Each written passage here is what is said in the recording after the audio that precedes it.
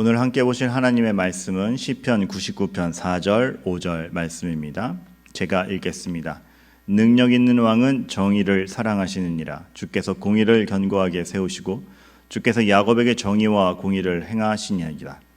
너희는 여호와 우리 하나님을 높여 그의 발등상 앞에서 경배할지어다. 그는 거룩하시도다. 아멘.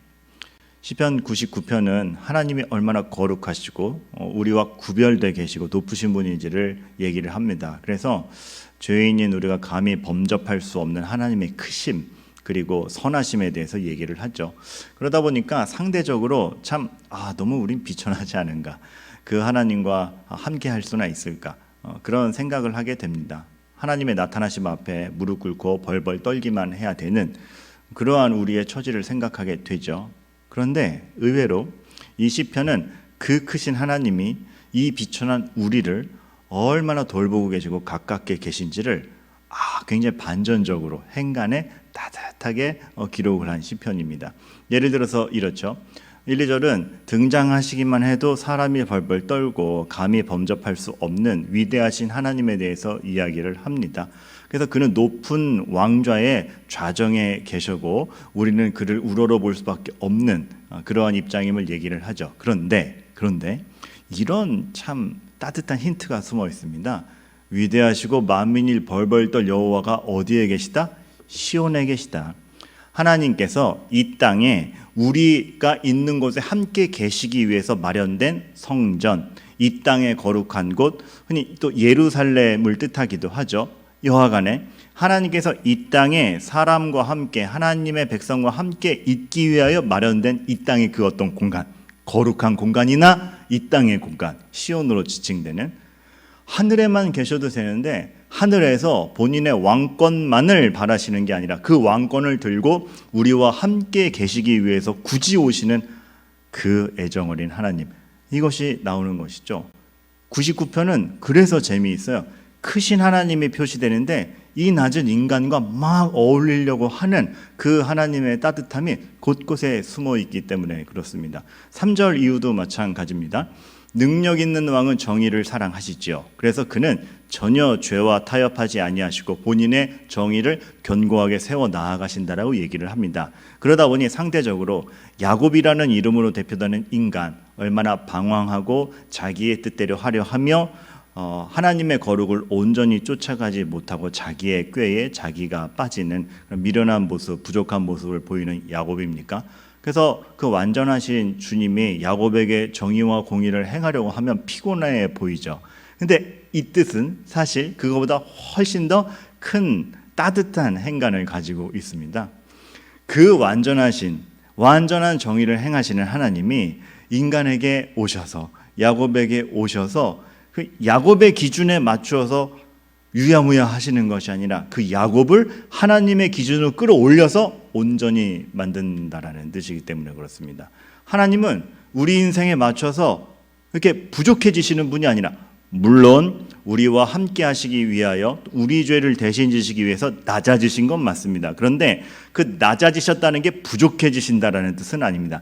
기준을 바꿔서 더 하향 평준화 되었다는 뜻이 전혀 아닌 것입니다. 하나님은 우리 인생이랑 비실거리는 우리의 인생에 맞춰서 부족해지시는 것이 아니라 비틀거리는 우리 중에 오셔서 자신의 풍성함으로 우리를 끌어올리시는, 그러니까 야곱에게 정의를 행하신다라는 것은 그 쫓아가지도 못하고 방황하는 야곱에게 하나님의 정의가 시행되면 얼마나 피곤해, 그것이 아니라 그 비틀거리는 야곱을 잡으셔서 자신의 기준만큼이나 높여주시는, 그래서 부족한 우리를 풍성히 채워 자신의 위치만큼 본인과 교제할 위치로 올려주시는 그 하나님의 정성과 사랑을 느낄 수 있는 그러한 구절인 것이죠.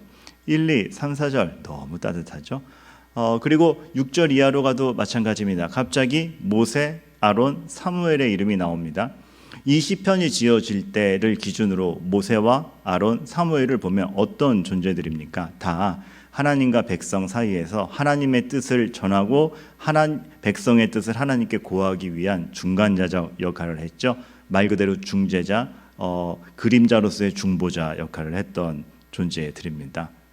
백성과 대화하기 위해 세운 이들의 대표격인 모세, 아론, 그리고 사무엘인 것입니다. 즉 그들의 이름만으로도 존재만으로도 하나님이 우리를 이렇게 난 거룩하니 난 높으니 비천한 너희와 어울릴 수 없다가 아니라 어떻게 해서든 대화하려고 그 통로와 소통 창구와 방편을 만드시는 하나님을 볼 수가 있는 것이죠.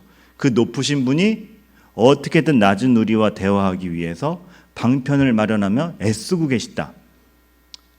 진정한 그 왕의 권위라는 게 무엇일까 생각해 보면 참 왕의 권위라는 게 나는 높아라고 자신의 권력을 뽐내는 것이 아니라 그 힘을 가지고 자기의 백성을 위해서 뭘 하고 있느냐, 거기서 진정한 권위, 왕의 권위의 모습이 나오는 것이죠. 그리고 시편 99절 8절로 가면 이 말씀이 나옵니다. 그들을 용서하신 하나님이시니이다. 이것도 그 용서하신이라는 뜻을 보면 훨씬 더 깊은 뜻이 있습니다. 그죠? 사실 그저도 아니죠. 하나님이 우리를 용서해 주신다는 것 자체가 얼마나 큰 은혜입니까? 그런데 여기서 용서하신이라는 단어는 하나님이 우리 용서하셨대를 뛰어넘어서 이런 뜻이 있습니다. 대신 지신. 그들의 죄를 대신 지신 하나님. 그들이 자신의 실수와 자신의 죄로 넘어질 때 그냥 없던 일로 해줄 게 정도가 아니라 그 죄값을 대신 지셔서 살리시고 그 인간을 완전하게 만들어 버리시는, 사실 예수님이 하신 일이 바로 이것이죠. 어떻게 보면 시편엔 이미 참 우리를 위하여 대신 죽으시는 구원자, 중보자, 그리고 향후 피를 흘리시며 인간을 구원하실 예수님에 대한 그림자가 고스란히 묻어있는 시편 같기도 합니다. 그만큼이나 하나님은 우리를 사랑하시고 그 크신 능력을 다하여서 우리를 살리는 데 집중하신다. 즉 시편 99편은 겉보기에는 하나님의 높으심, 완전하심, 거룩하심, 그래서 우리가 범접하지 못할 존재로서 크신 하나님을 표현하는 것 같지만 그 크신 하나님이 우리를 대하고 우리를 구원하기 위해서 전력을 다하고 계신다는 걸 또 상대적으로 표현하고 있기 때문에 두 배의 감동과 참 눈물을 자아내게 되는 그런 말씀이 아닐 수 없습니다. 자신의 모든 능력을 다해서 우리를 살리시고 자신의 모든 사랑을 다해서 우리를 참으시고 자신의 모든 지혜를 다해서 섭리 가운데 우리를 키우시는, 적군이 나타나도 우리가 배반해도 우리가 허튼 짓을 해도 모든 사랑과 지혜와 권능을 다해서 우리를 키우시려 하시는 그 하나님의 의지가 이 말씀 속에 다 숨어 있는 것이죠. 근데 그것에 비해서 참 우리는 상대적으로 어떻습니까? 그런 하나님이기 때문에 우리에게 이런 명령을 주셨을 것입니다. 원수를 사랑하라. 그러나 우리는 말이 그렇죠. 어떻게 원수를 사랑하냐라고 사랑하는데 굉장히 힘을 아끼죠. 그렇게까지 할 필요가 있냐? 하나님께서는 그렇게까지 할 필요가 있어서 우리의 죄를 대신 지셨겠습니까? 사실 우리는 하나님에게 받은 만큼 하지 않습니다. 그리고 사랑에 대해서 너무 아낍니다. 사랑을 베풀다 자신이 다칠 것 같으면 안 하려고 하는 게 우리의 습성인 것이죠. 그러나 오늘의 말씀을 읽을 때 우리는 우리의 삶에 있어서 좀 새로운 태도를 가져야 될 것 같습니다. 여유가 있으면 사랑을 실천하는 것 정도가 아니라 어떻게 하면 그냥 틈만 나면 사랑을 실천할까 궁리하는 좀 그런 존재가 되어야 되지 않겠습니까? 조금의 힘만 있으면 사랑을 행하고자 하는, 조금의 여력만 있어도 누군가를 돕고자 하는, 상대방을 세우려는 것에 모든 에너지를 쏟을 줄 아는, 사실 우리도 연약한 인간이기에 나 자신을 추려가며 일을 해야 되는 건 사실입니다. 하지만 그 기본 태도가 하나님이 나에게 왜 인생을 주셨고 왜 은혜를 주셨으며 또 나를 이러한 입장에 두셨는가, 모든 것들을 생각할 때에 내가 입은 은혜를 누군가에게 또한 전할 수 있도록 하기 위하여, 그건 분명한 사실입니다. 그러니까 그런 일을 시키려고 우리를 구했다가 아니라 우리를 그런 일을 할 수밖에 없는 사랑이 가득한 존재로 만들어 가신다라는 의미입니다. 그만큼 우리가 하나님의 사랑을 입었다라는 뜻도 되고, 여러분 사랑이라는 단어가 그저 추상적인 단어고 달콤한 단어로만 여러분들에게 있지 않기를 바라겠습니다. 하나님은 그 사랑이라는 걸 이루어내시기 위해서 그 전능을 다하셔서 우리를 위해 임하셨습니다. 우리는 무엇을 해야 될 것인가? 나의 입장과 나의 위치에서 사랑을 무엇으로 생각하며 나의 삶 속에서 표출할 것인가? 진지하게 숙고해 봐야 되지 않겠나 싶습니다. 여러분이 입은 사랑이 그만큼 크기 때문에 그렇습니다. 정의를 사랑하시는 하나님이 여러분을 정의로운 존재로 만들고 계십니다. 그저 비틀거리는 인생길로 내버려 두지 아니하시고 그 하나님께 감사하시기 바랍니다. 기도합니다. 하나님 아버지, 낮은 우리를 굳이 찾아오셔서 높이 끌고 가시는 하나님을 봅니다. 그것이 하나님의 사랑이요 은혜인 줄 압니다.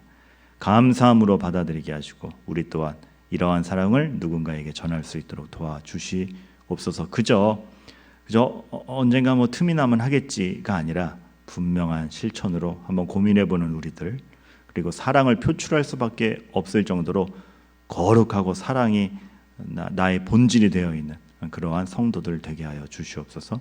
예수 그리스도의 이름으로 기도하옵나이다. 아멘.